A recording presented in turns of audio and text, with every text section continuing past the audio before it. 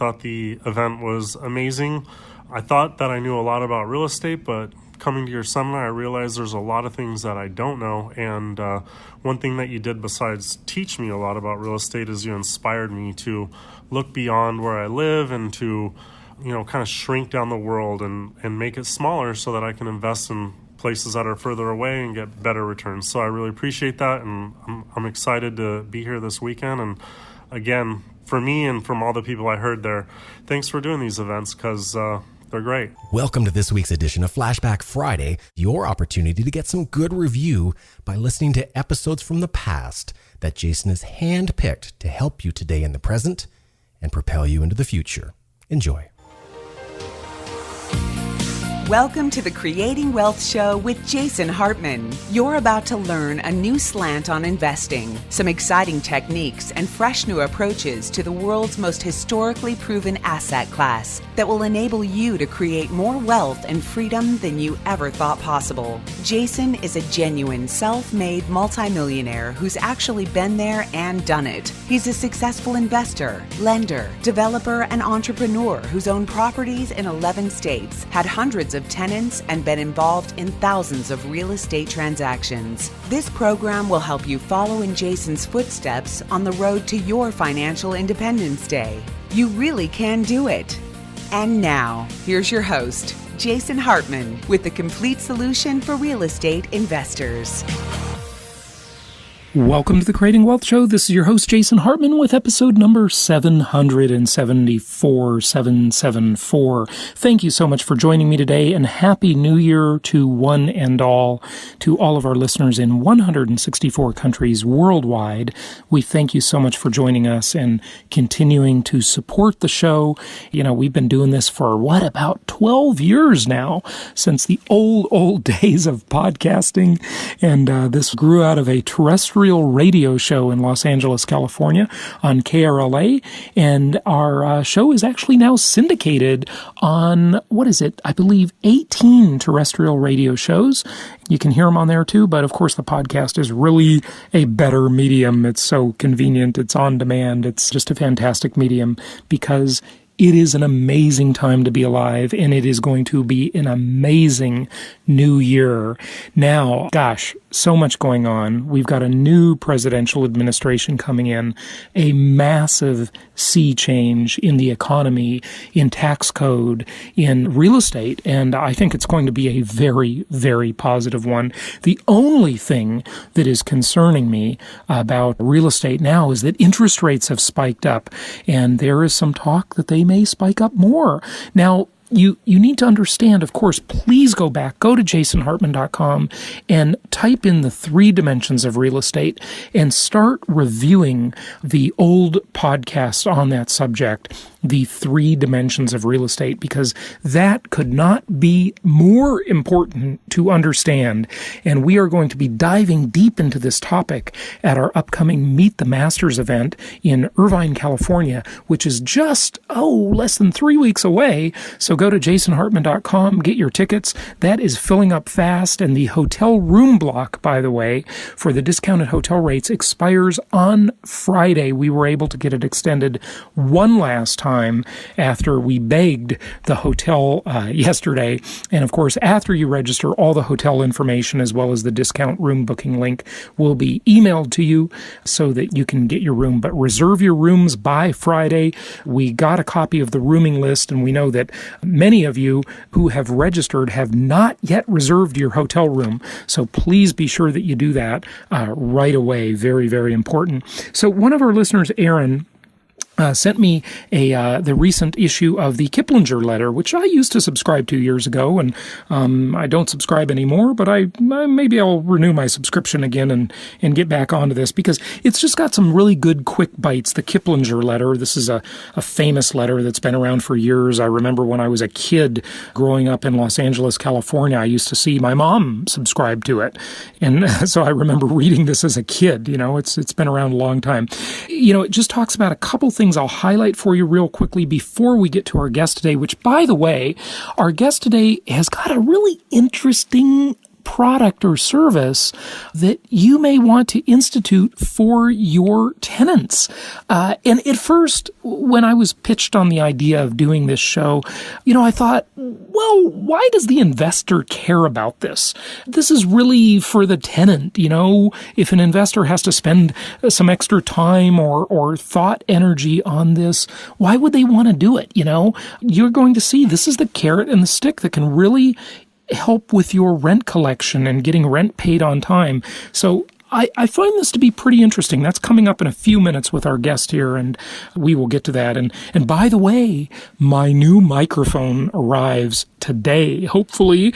So I'm really looking forward to better sound quality in the new year. I've struggled with sound quality in my podcast for a couple of years because I've been moving around, changing things, and this time in my new place in the tax-free state of Las Vegas, or of Nevada, sorry, I am setting up a cool little studio here. Look for improved sound quality in the new year. That's our prediction. Okay, the Kiplinger Letter. So a couple quick bullet points. The economy will be on a sounder footing, paced by healthy wage and job gains that are fueling relatively strong housing activity, as well as retail sales, including cars and trucks.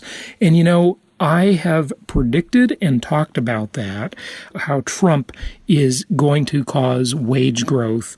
But that leads to what? It leads to inflation, the home run for us real estate investors. Yes, we love inflation, don't we?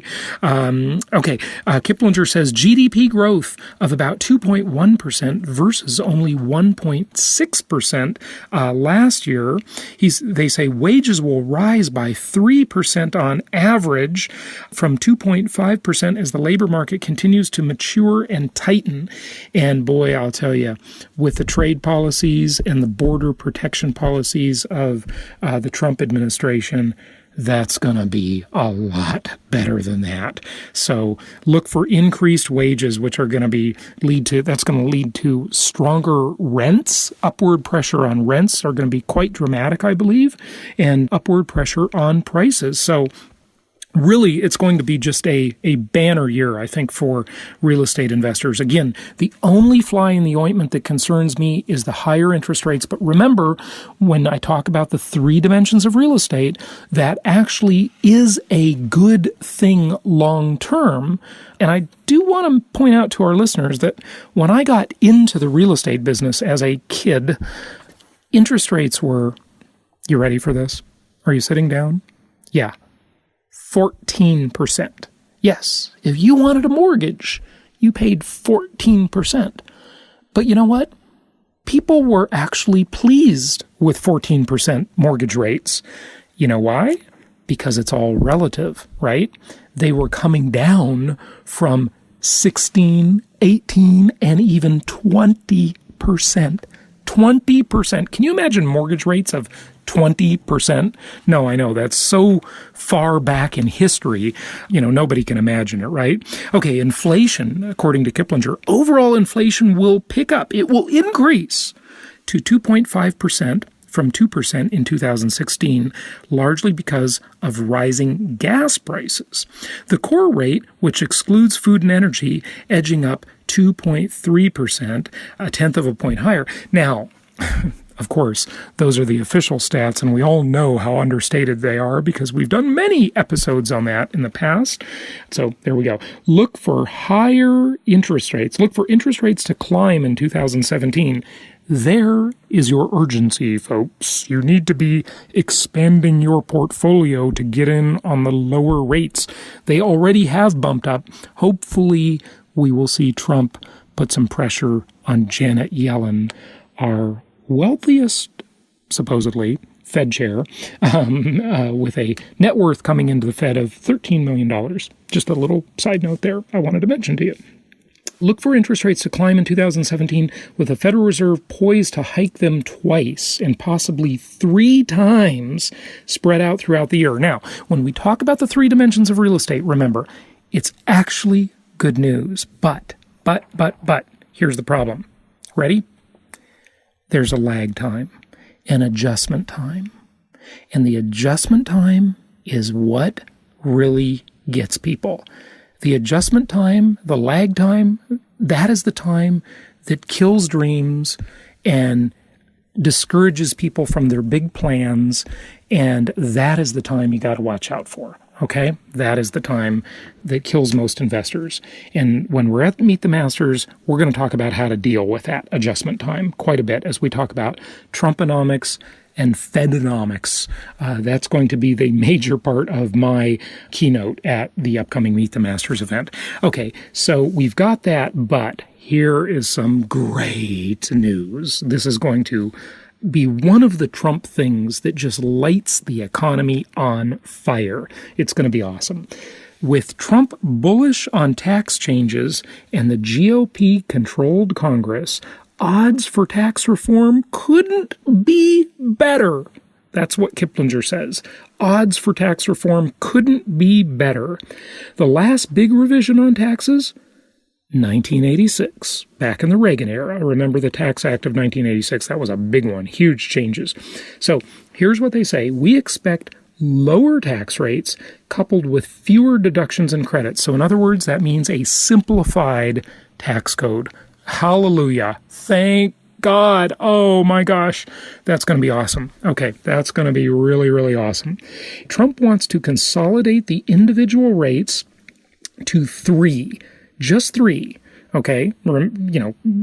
Uncomplicating the tax code. 12%, 25%, and 33% at the federal level. Wonderful. That would be great. That's a step in the right direction for sure. On business tax rates, including C Corps, okay, it wouldn't surprise us to see a top rate of 25%. Also, look for lawmakers to provide relief from estate tax and maybe even kill it. So that means inheritance, you can pass on your estate to your heirs with either lower taxes or maybe no taxes. So we'll see. Republicans vow to act fast on a tax overhaul, possibly enacting changes as soon as next year, even given the magnitude of the proposed modifications. By the way, remember on our last episode when we got on this huge tangent? It was a giant big tangent. I know, I apologize. Some of you love that, and some of you, I don't know. I just kind of think you don't like it, but you keep telling me you do. So we will always be mindful to moderate our tangents, but we're still going to have a few of them because I do get some positive feedback on that. Remember when I talked about thinking and holding, two opposing thoughts. And we talked about smoking, and we're like, what does this have to do with real estate investing? Well, it has to do with life. It has a lot to do. And we talked about how smoking actually has some benefits. No, I don't smoke. I think smoking's disgusting. I hate smoking. I hate it when people smoke and they ruin the fresh air. I just can't stand it. But there's so much of this talk about fake news and about Russia hacking the elections. Well, on a future episode, we're going to take a little bit of a dive into that because I'm actually going to say that if Russia hacked the election, that could actually be a good thing.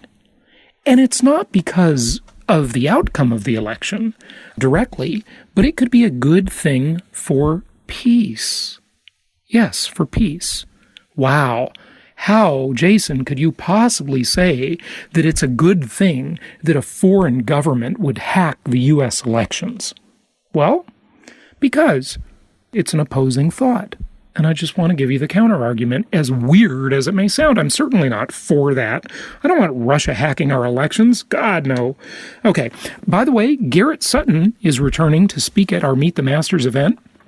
And we've got some other great speakers that we are going to announce very soon.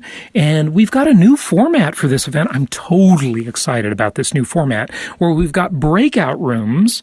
Yes, this has been asked for many, many years. This is, I believe, our 19th Meet the Masters event. We used to do it twice a year, so the count is a little off there. But we've got breakout rooms, and we are going to have them for our local market specialists, so you can meet with them and really, really dive deep after their presentations into what they have to offer. We are even going to do lunches.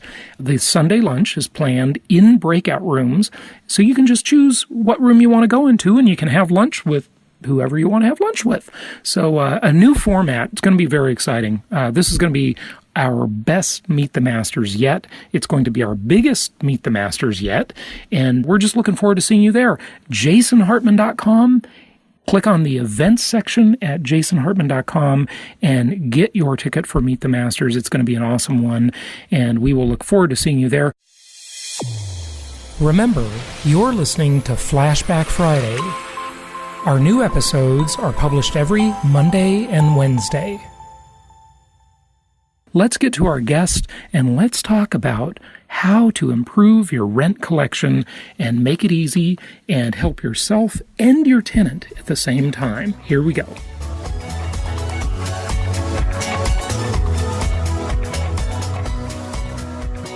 It's my pleasure to welcome John Simpson to the show. He is CEO of a very interesting company that is kind of blazing a new trail, and it is called Rent Reporters.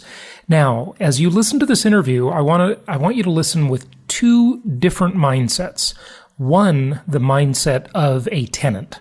And since the tenants are our customers as real estate investors, listen from their perspective, from our customers' perspective.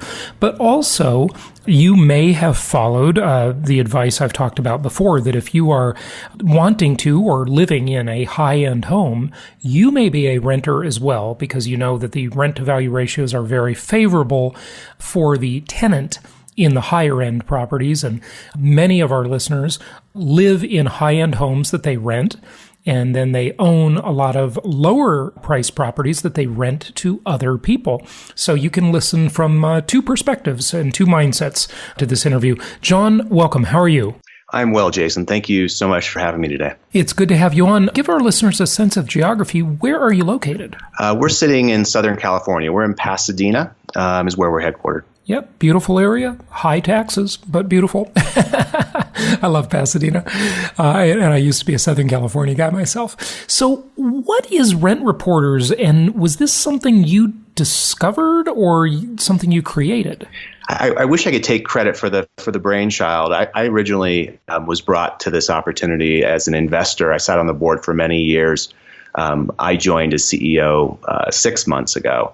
But as most good ideas are generated by others and not me, but this is a terrific one. I wish I could take credit for. So tell us about it. What is the idea? I mean, credit reporting for renters for rent payments? That's not on a credit report, right?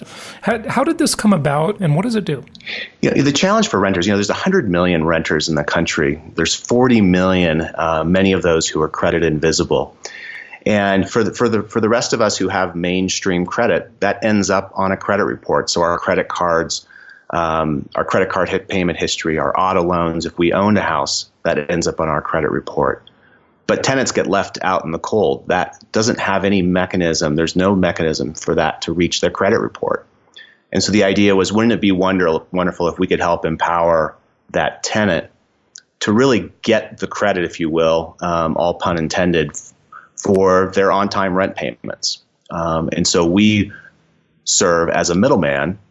Our tenant hires us, our customer hires us to go validate that rent that they've paid over years with their landlord, and then report that to the credit bureaus. So the landlord then is now saddled with another task, or they have to report rent payments to the three major credit bureaus? Is that how it works? So we're facilitating that process. So we'll follow up with that landlord on a monthly basis or quarterly basis, depending on what that landlord would like. We'll be rolling out an online portal where they'll be able to do that directly online. But yes, they're going to be validating, saying, yes, Jason paid his rent in the month of October on time. Interesting. I would assume that landlords would kind of object to that by saying, hey, what's in it for me? Why do I care about this? But you had some good explanations for that when we were talking off air. So, why don't you talk about that? When I first came in as an investor, that was one of my concerns, was really, we understand why the tenant would want to report their rent, but we still need the participation and the cooperation from the landlord. And that was a concern of mine. But what we found, the vast majority of the instances, at 95% or more of the time, the landlords are perfectly happy to cooperate. And they see this as an incentive for their tenant. I mean, the whole idea is that we have a customer that comes to us who's incentivized to pay their rent on time. And so that's a good thing for landlords to reinforce. But it is a process that exists in the world today, as I shared with you earlier, that if a tenant is buying a home, it's a standard part of the mortgage application or underwriting process to actually validate the rent they've been paying over the last 2 years. So this was not a brand new concept in terms of when we're reaching out to a landlord. They've dealt with this process for entirely different reasons, but the vast majority are really just happy to help their tenants and are glad that they care. Okay, so take us through the mechanics of how it works. Like, I assume that the landlord has some kind of account on your website, and then they go in and whenever they receive rent every month, they just log that, hey, the rent was on time, the rent was late, or maybe some other things that they might say about the rent payment? Yes, it's a very straightforward process. Really, we're asking a very simple question. Once we've actually gone through the credentialing process of establishing the landlord is indeed the landlord, that happens one time at the very beginning of the relationship. And then it's just confirming, was the rent paid on time? It's a yes or no. And if it has not been paid on time, then we determine how many days based on when it was due, how many days it might be late. But again, it's very unusual for our customers to actually be late because these are the incentivized renters. Now that is the big incentive. You just said it. Why would a landlord care if the tenant improves their credit report by, the landlord's going to think, well, I've got an extra task, I've got to do something else, right? But that becomes a lever, a motivation for the tenant to be a good tenant, to pay rent on time, right? That's powerful. Absolutely. I mean, there's the carrot and the stick. The carrot is they want to improve that credit score. The stick is they certainly don't want to undo all the good things they've done. They're very accountable. Very, very accountable. Okay, fantastic. Well, tell us more about how it works. I assume there's no cost. Well, I hope so. But I don't know. Maybe it would be worth paying a little bit for this because you've got that leverage to get the tenant to pay on time. How do you make money? So this is entirely, again, a consumer-facing model. We're not burdening the landlord with any costs in this process. What we really want is for them to cooperate and help us validate that rent. So the customer is paying us for an initial verification, and we're able to report up to 2 years of rent history all at once. And we're at the same time reporting how long they've been a tenant. And if you think about what impacts someone's credit score, it's the length of your credit history, your payment history, and the type of credit. Those are the top 3 factors in determining one's credit score. And so the rental trade line is a housing trade line. It's the most important trade line you have. It's the same again as a mortgage. So they're at that initial. It's likely the largest payment the tenant makes. I mean, likely their car payment is lower, their credit card payment is lower, their student loan debt is lower probably than their rent payment. It's the biggest payment they make, right? Absolutely. I mean, with our customer base, it makes up about 60% of their income. It's the most significant payment in their financial life for sure. So yes, we're able to go back and really, when you think about it, it's that initial look back that is particularly powerful because we're putting that significant amount of history on their credit report all at once in as little as 7 days, 10 days, and then we're continuing then on a monthly basis thereafter to follow up and verify that rent. And so that customer is paying us for that initial sign up and look back. It's $99.95. And then on an ongoing basis, it's $9.95 a month for us to continue to validate and verify those rent payments and then report them to TransUnion. Okay, so tell us a little more about how this comes about. Oh, and it's only TransUnion, by the way? Is it not Equifax and Experian? Sorry, I couldn't remember the other one for a moment. Yes, the top 3. So right now we're reporting to TransUnion. We're in the process of finalizing a reporting relationship with Equifax. We're hopeful to be able to report that in the next couple of weeks. And Experian, we've been in conversations with for quite some time.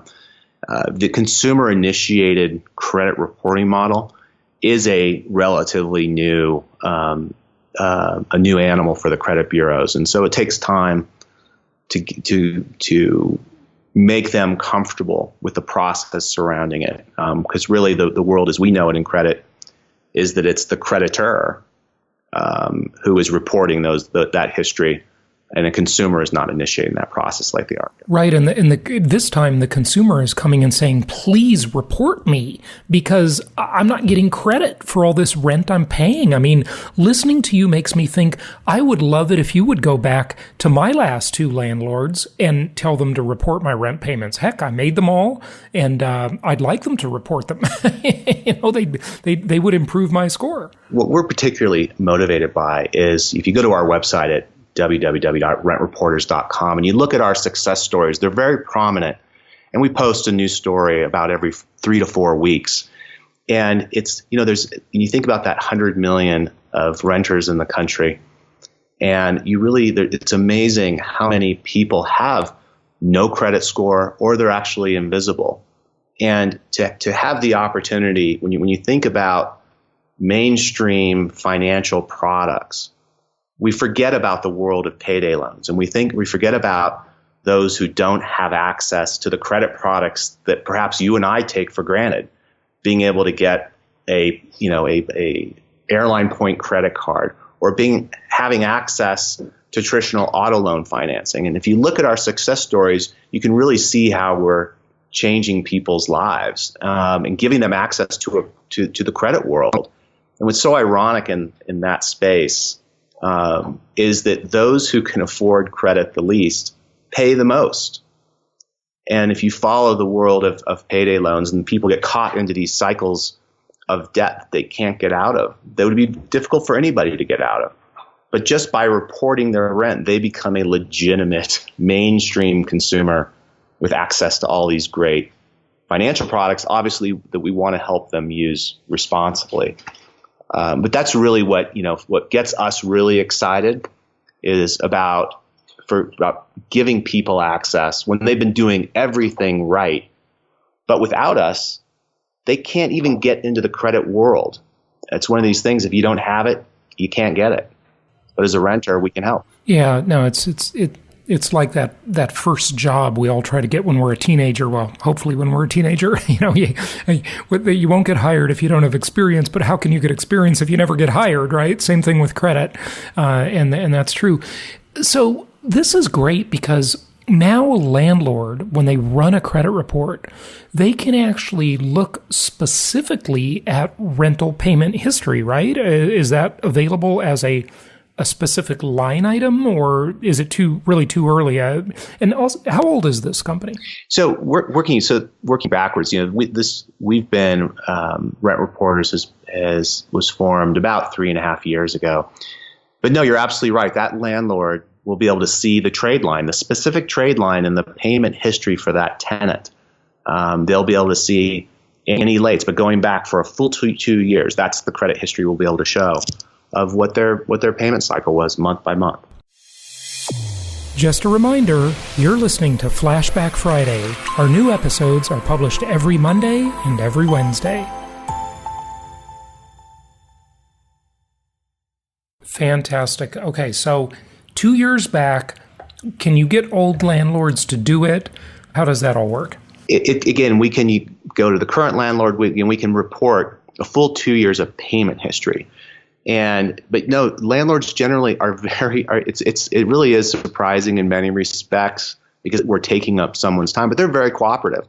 And if they remember that they had this great tenant, they're generally very happy to help, and we're able to report that additional history as well. Right now, we're mainly focused on just the going back that 2 years. So our customers will add a landlord from maybe 18 months ago, but it also matters just in terms of how long they've been a tenant at all. How long that history will show up, not just the payment history, but how long that trade line has been open. And for many of our customers, that's many, many years. We had this customer call us about 5 weeks ago now and called to cancel. And our customer service team called to say, and the customer being the tenant, right? I'm sorry, the tenant called to cancel. And so our customer service team followed up to say, my gosh, what happened? Was there a service failure? And they said, no, I've been a tenant for 15 years in the same house, and I paid cash for my rent every single month. I had no credit cards. And I was with you guys for 30 days, and I just bought my own house because of you. And we were able to take someone from no score at all. This was a fairly amazing story, and we've still been trying to understand some of the particulars of it. But she ended up with a 710 credit score, enough to qualify for a Fannie Mae written mortgage, or guaranteed mortgage rather. It's just really quite spectacular of when you think about, again, the things we take for granted. But if you're someone that's on the outside of that system, I can't imagine what she'd feel being able to buy her first house. I mean, that must have been a fantastic feeling. Yeah, that really is. This I think this is a great idea. I love this. Okay, so how much time? I assume that time on the landlord's part is probably the biggest obstacle, the biggest objection.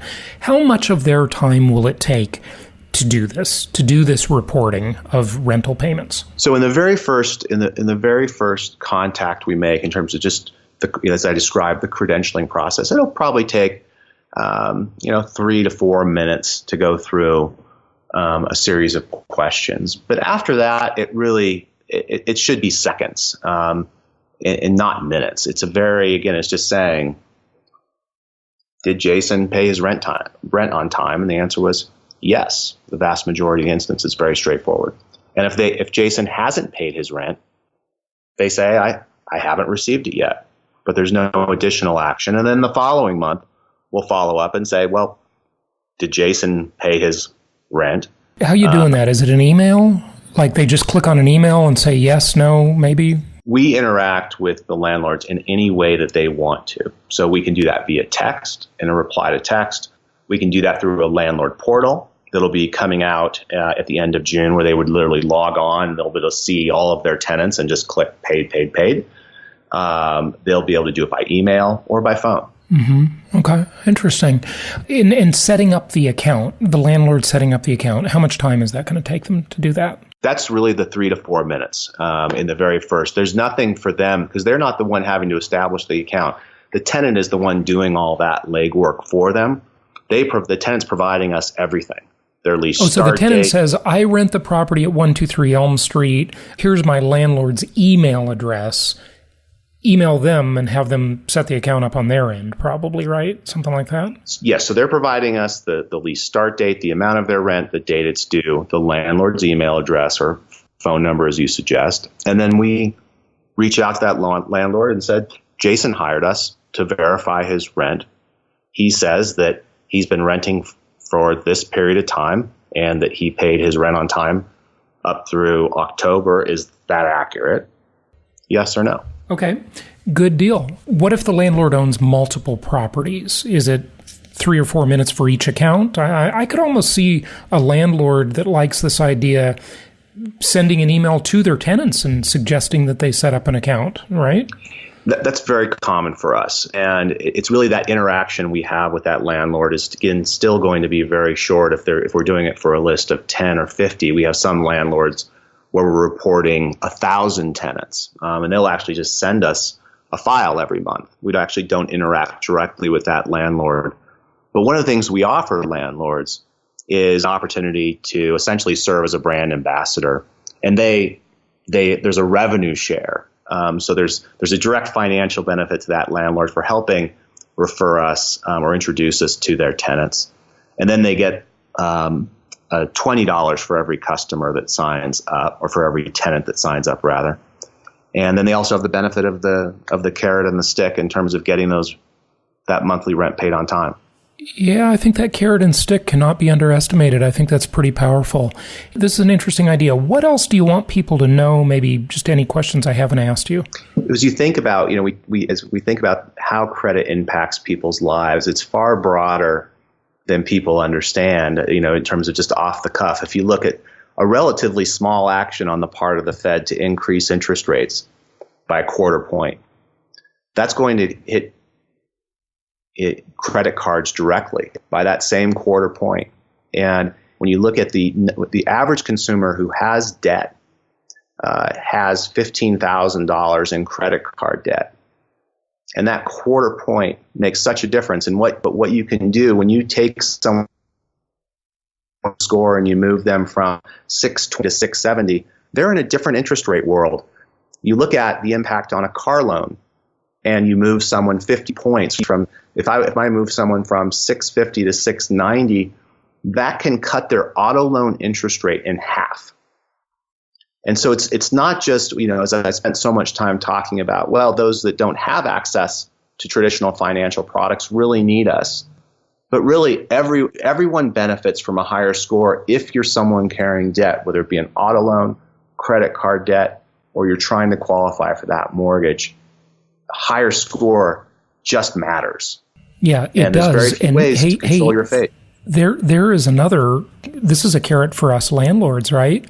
If you can help your tenant cut their very burdensome on many tenants, because they're at the lower end of the credit scoring spectrum many times, if you can help them reduce their expenses and reduce these, almost usurious interest rates that you see, especially in the really lower levels, then they can afford to pay you more rent and they won't be pressed every month. And, this could ultimately, although it'd be impossible to measure, increase rents. I mean, it could, it can allow people to afford more expensive homes or, allow the landlord to bump rents more aggressively than they might otherwise be able to do, or just get their rent in the first place because your tenant is not so pressed every month because they're paying exorbitant rates on their other debt.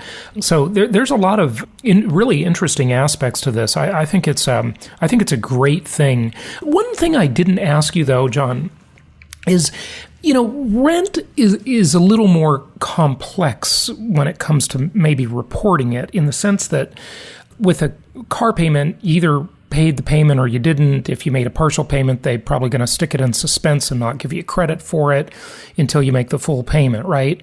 But with rent, there can be complexities, the tenant, they paid on time, but they didn't pay me all the rent because they're claiming that, they had the right to withhold $100 because something needed to be fixed, and it gets a little more messy. Would you agree? And then how do you handle like security deposits and condition? Are those things reported at all, or is it strictly the monthly rent?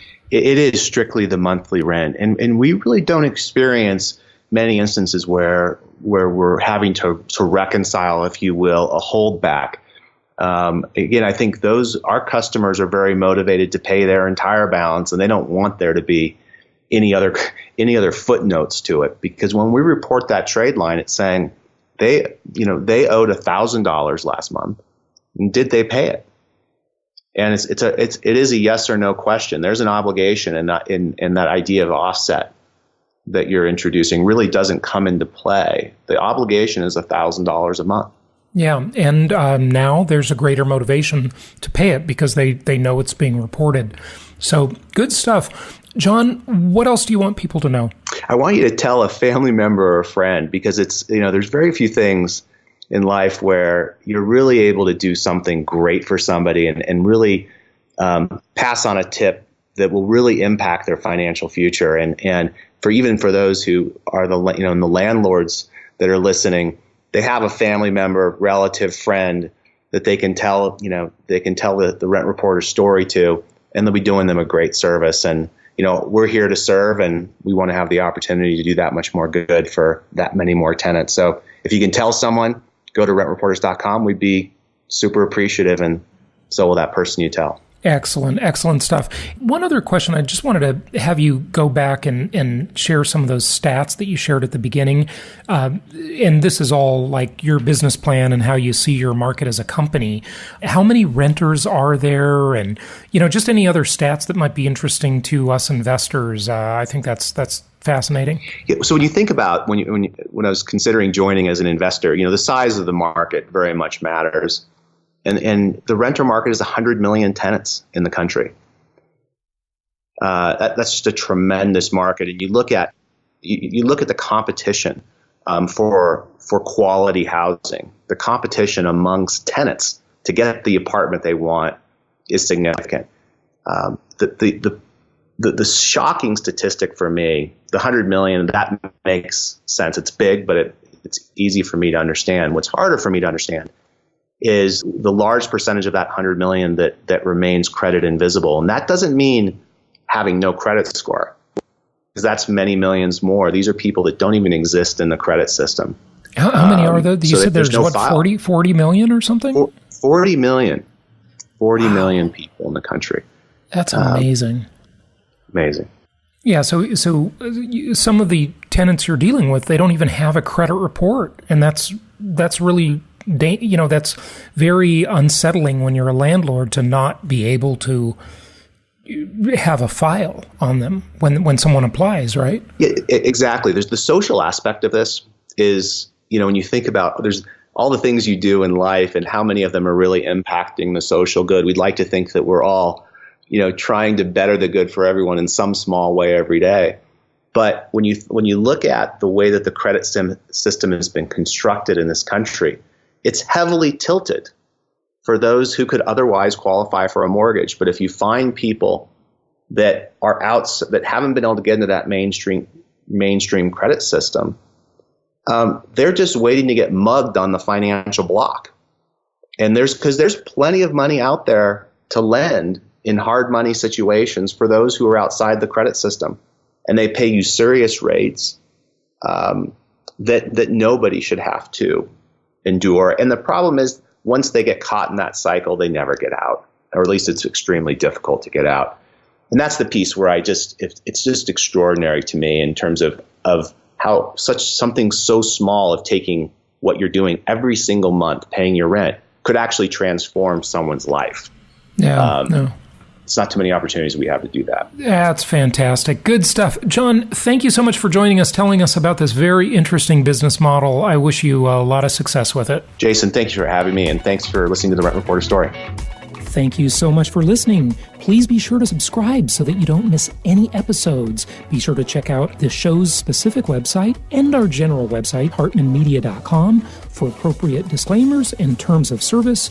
Remember that guest opinions are their own, and if you require specific legal or tax advice or advice in any other specialized area, please consult an appropriate professional.